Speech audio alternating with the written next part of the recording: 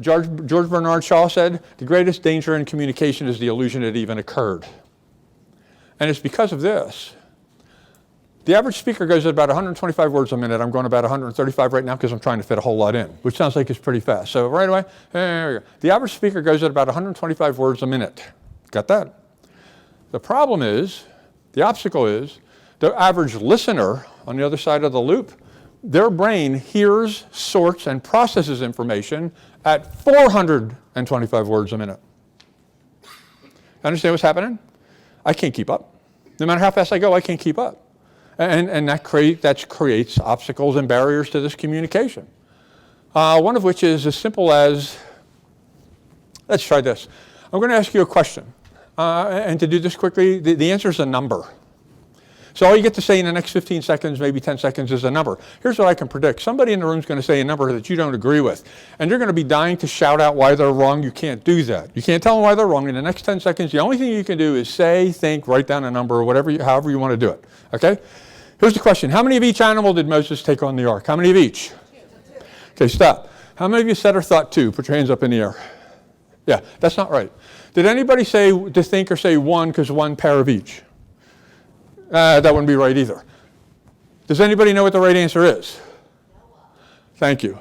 Yeah, I said Moses didn't take any animals on the ark.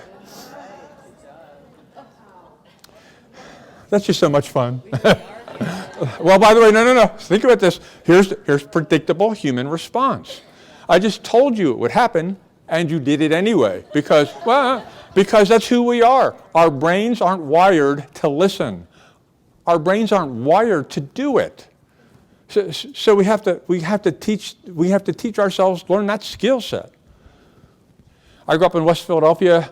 From what I understand, because I was a baby at the time, my mother could sleep through all the noise.